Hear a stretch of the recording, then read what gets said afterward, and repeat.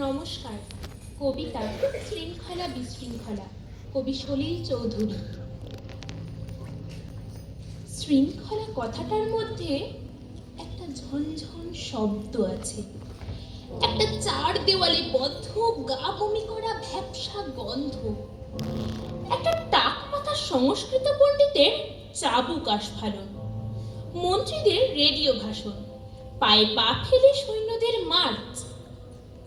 শৃঙ্খলা কথাটার মধ্যে একটা চালাকি আছে, কথাটা সমান জমিতে দাঁড়িয়ে বলা যায় না, উঁচু প্ল্যাটফর্মে উঠতে হয়। শ্রোতারা সবসময় নিচু শ্রেণীর, আর উপদেষ্টা হলেন বক্তা। বিশৃঙ্খলা কথাটা কিন্তু শৃঙ্খলার ঠিক বিপরীত নয়, শৃঙ্খল থেকে পুরোপুরি মুক্ত নয়। ওর মধ্যেও শৃঙ্খলের একটা ঝনঝন আছে, তবে সেটা বাজে বেতালায়। ওর মধ্যে একটা ইচ্ছাকৃত অনিচ্ছা আছে, আগাছার বেপরোয়া গন্ধ। ওটা যদি স্বতঃস্ফূর্ত হতো, তাহলে ওর মধ্যে অরণ্যের সম্ভাবনা ছিল।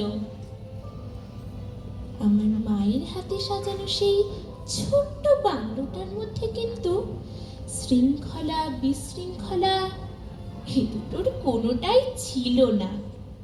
যদিও একটা পাপোশ পর্যন্ত 1 ইঞ্চি সরাতে গেলে মনে হতো বাড়িটার ভারসাম্য বুঝি নষ্ট হলো।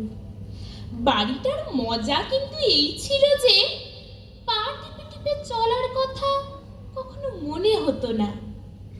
ও ঘরের সব জিনিসপত্র ব্যবহারের স্পর্শে অগোছালো হবার জন্য প্রতীক্ষা করে থাকতো, আশা করে থাকতো আবার কখন তাতে মায়ের হাতের ছোঁয়া পড়বে, মার বকুনি তারা শুনবে, তারপর দুরন্ত দামাল ছেলের মতো যে যার বিছানায় গিয়ে ঘুমিয়ে পড়বে।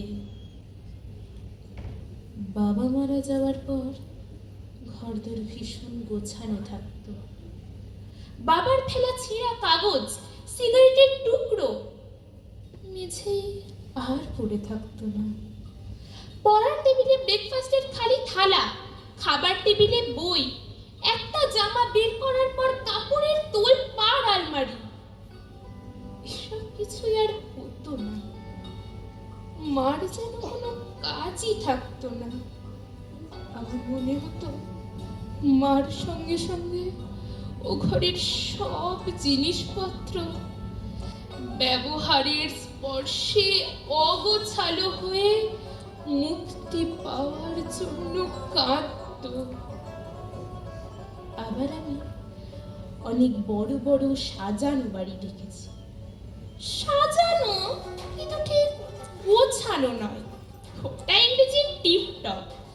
ওর মধ্যে মাইনে করা চাকর বাকরদের হাত আছে, কিন্তু গোছানোর মধ্যে যে ভালোবাসা আছে, শৃঙ্খলার মধ্যে সেটা নেই।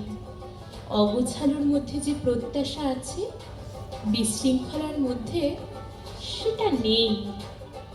শৃঙ্খলা কথাটা পুরুষ, গোছানো কথাটা স্ত্রী।